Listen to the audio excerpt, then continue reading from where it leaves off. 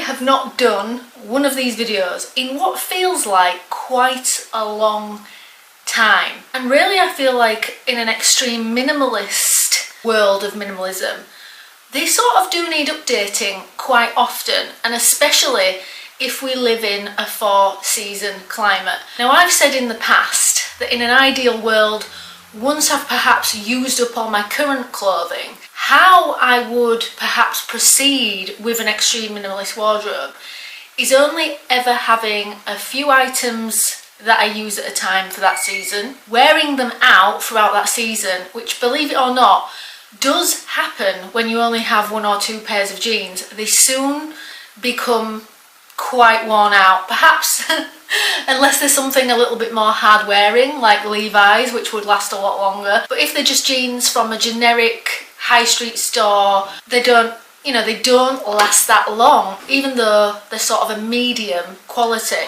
Now, I've tried lots of things to try and get around how to sustain my extreme minimalist wardrobe, even though I live in a 4-season climate, and even though I'm sort of in a limbo of what my future is going to look like at the moment, in that obviously I'm planning to go travelling, I'm possibly planning to emigrate, and every time I look at my wardrobe, albeit even though it's only around 35 items, we're going to find out how many items today because I haven't counted. It's always almost split down the middle, as I sort of mentioned in last week's video, that I'm very aware that I have this one bit of my wardrobe, so maybe about 20 items, that is in constant wear, but the other 15 items, to not be wasteful, although they are worn, they're not worn every week. They're probably worn maybe once a month, maybe a little bit less, but I don't quite think that that warrants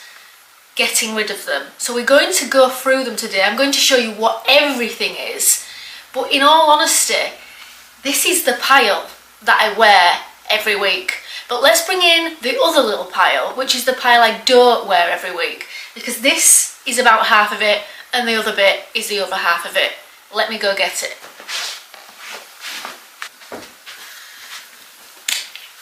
So all my clothes live in a drawer or a trolley under the bed. But the other day I started this initial separation and I decided to split them across 2 drawers to really think about what I wore. And I don't really want to call it a capsule because I'm reluctant to call it that, because not even all the things get worn at another point of the year, if you sort of get what I'm getting at. So let me show you the deal. In the winter, so we're talking November, December, January, and even February actually, because February sometimes can be worse in the UK. And at the moment we've had -11 in some areas of the country. I really wear these because they're the best for layering. But these only get worn in the summer, on vacation, possibly in the spring for layering, but they haven't been worn since November. So let me show you what I do wear, because this is really what I would consider my main wardrobe whilst I live here. When we move, it looks more like this. When I go on holiday, it looks more like this. So I'm not about to get rid of all these things just because I'm currently living here, because that might only be for, you know, the maximum of 6 months to a year. So let's go through the things that I actually wear. I have 2 thermal long sleeve tops. These are newish since the last minimalist wardrobe update. So we have 2 of them. I have 2 pairs of jeans. Now, for the longest time, I thought I could cope with 1. I tried having just them for a while, and then I swapped round and I thought, actually I like these ones better, I'm going to put them in a declutter pile.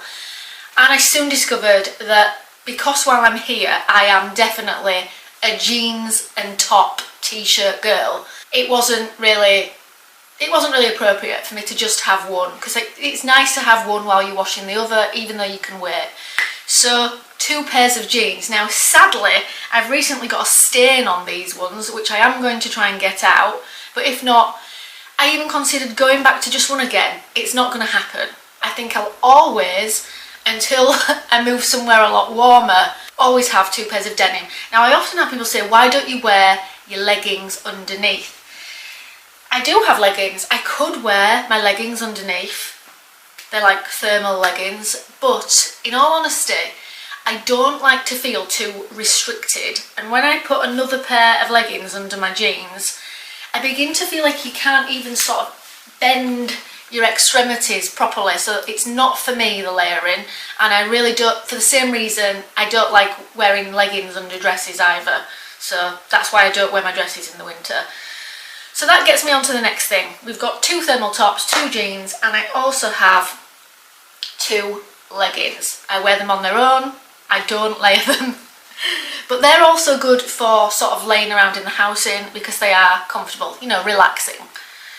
I have my pair of black linen trousers, which are good for the same thing, using as loungewear, and you can even dress them up. Then I have, let's go to the bottom first, I feel that makes more sense. I have 3 loose t-shirts, because I don't like really restrictive tight tops on a regular basis. I'm okay with it when it's the thermal wear, but in general, not for me. Because I'm usually doing quite a lot of active things, I like to have free movement, so I have them. And they're a little bit multifunctional in that you can change how you style them. You can roll the sleeves up, you can tie them up here, there's a few different things you can do. So we have 3 t-shirts. The majority of all my clothing is cotton or linen, and the only thing that isn't is my fleece, and I think I've got 1 viscose top, which I'll show you when I get to it. So then we have 3 tank tops as well, or as I often call them, vests, because that is what a lot of us do call them in England, but they're tank tops to anybody else. And I nearly always go for beige, green and black. And I do wear them in the winter because, yes, they're great for layering. Now, these next 3 things are what I just call my random 3 tops. If you've noticed the pattern here, I sort of have nearly 3 of everything. So I have 1 little fitted cotton top. That's perhaps one of my only sort of more fitted tops. Then I have this 1 viscose top, which is sort of my 1 dressy top if I go out on an evening, which isn't very often. I'm a home bird, I don't really go out on evenings. I prefer the daytime. And then I have 1 sort of loose black cotton top, which can again be either for relaxing, you can even dress it up, or working out in. And then finally, but by no means least, I do have 3 warm tops. I have my lime hoodie, I have my dark green hoodie that I'm sure a lot of you have seen, and I have a black fleece. Those 2 are currently in the wash. So I'd like to say I have 3 warmer tops. Now some of you have got a good memory, maybe thinking, I thought you had another fleece. I do, but it's finally gone to the land where clothes go to, which for me is I take all my clothing to Oxfam, because in our country, or at least in this region, clothes aren't just sent to landfill. If you take them to the charity shop and they're not good enough to be resold, they will be sold to rag merchants, where they either are recycled or shredded into rags for things like bedding and being recycled in a different way. So that's where I take all my clothing. So how many items have we got in my actual stuff that I wear weekly? 3 tops, 3 jumpers or sweaters, whatever you want to call them, 3 warm layers I like to say. Then we've got 6 for the other little 3 tops, 9 with the 3 tank tops, 12 with the 3 t-shirts, 15 with the other 3 sort of pairs of trousers, and then 16, 17, 18, 19. So we've got 19 items that I wear on a daily basis. I do not think I've left anything off there. Don't think there's anything else that I wear. Oh, I have. Recently I obviously just got a pair of sweatpants as well for sort of lounging in the house in, and I have actually gone out in them a couple of times if I think it's not going to be that busy. I definitely wouldn't go out somewhere sort of really populated in them, as I've discussed before, but I have worn them out of the house. So I have 20 items There's shouting going on outside. So I have 20 items that are really my true wardrobe, and that if I perhaps knew I was going to always live here, I'd probably only add 5 things to that. Possibly a blouse, possibly one really nice dress, maybe a pair of shorts, and maybe a pair of culottes. That would be my real wardrobe, because I don't need those things very often when I'm in the UK.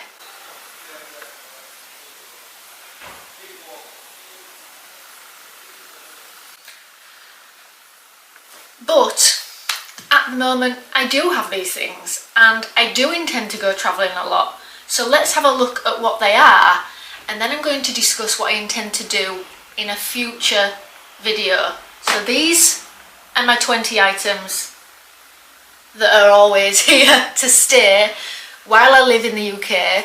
And I did mention that at a later date when I go travelling, if these haven't worn out, I may very well give them to my mum to take to France with her, and they could perhaps just be my French clothing for when I'm visiting my mum, and it would even save me having to bring things with me as I'm travelling. So, what is in here? Now, of all these clothes, the most worn clothes are definitely the blouses. I have 1, 2, 3, 4 blouses, or five blouses, and 2 of them are these types of material that I often talk about. They're like a linen cotton blend, but they're made to look crinkly so that we don't have to iron them or worry about them being creased too much, because they're supposed to be like that. So we have 5. Also, I pick colours that I just enjoy and that I just like and that I feel work well together. That's how I pick colours. Then I have, after those 5, we'll do it in piles of 5 so it's easy to see as well how many there are. Obviously, I mentioned on a recent holiday to Greece, I became the subject of a mosquitoes dinner. Several times, in fact more than several times, I got absolutely pulverised by mosquitoes and had allergic reactions. So I soon learned that in some climates, short shorts are not going to be appropriate for me. These were the longest of my other pairs of shorts that I had, so I decided to keep one of them. 2 of them have gone in place of these 2. These are, in fact, let me show you. They're sort of long linen culottes that have these kind of little slits up the side a bit, so they're still breathable in a very warm climate, but should dry better than denim shorts and still protect me from the mosquitoes. So we've got 3 there, but what else do I wear? Well, for the same reason, I have 1 long dress to wear. This is also sort of my dressy dress when I'm at home if I want to go to an occasion, and it's also like this crinkle effect, so it doesn't need ironing. That does get worn quite a lot, and it's long to cover my legs from the mosquitoes. Now if I'm lucky enough to be in a country at the time that it's not mosquito season, or they don't have mosquitoes, then I do have some dresses that I like to wear. So let me show you what they all are. Really, if we start off a new pile, I have 4 dresses. 1, 2, 3, 4, and again nearly all cotton and linen, because in a hot environment that would be easier to wash and dry quicker than heavier materials. So we've got 4 there and 3 there, so 7 plus 25, we're at 32 items so far. Then I have a little bit of underwear in there. That's what you can see out of the corner. And then I have 1 linen blazer. This is definitely to dress things up. I got this recently when I attended a wedding, because I actually wore the pink dress with the blazer over the top to dress it up a little bit, because there are a couple of little tricks to having an extreme minimalist wardrobe as well, to learn how to dress things up, and usually that can be something as simple as nice earrings, a nice scarf, because obviously this doesn't include my accessories, but this is all my clothing. So we're at 33 items, and according to the Extreme Minimalist Police, or the who are these powers that be that talk about how many items you need or don't need, it's, you know, it's bizarre. Apparently it is 35 or less to quantify as an extreme minimalist wardrobe. We're at 33 so it is what it is. I often find it quite funny that I've no idea who made up these rules. I don't necessarily abide by them, but I find them quite entertaining. Anyway, that is my current wardrobe. However, in the coming weeks, it may be this week, it may be next week, I intend to do something with my sort of everyday clothes. And for those of you who are interested, this is obviously my clothing, but I do currently have 3 or 4 pairs of shoes. I can't even remember. Just let me sort these out a second.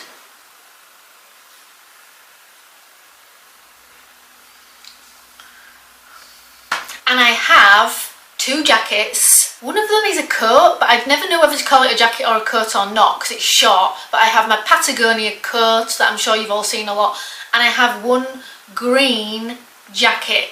So with that brings us up a little bit higher to 34, but there may be a new addition that I don't want to talk about until the next video on wardrobe, because we are doing something that I'd like to try for a while, maybe a little bit of an experiment again to see. I'm always looking for what works best for me. When you are living with an extreme minimalist wardrobe or attempting to get down to an extreme minimalist wardrobe, it's always best to experiment a little bit, but also think about what you truly wear and be honest with yourself. So for instance, you've probably noticed I've been separating these.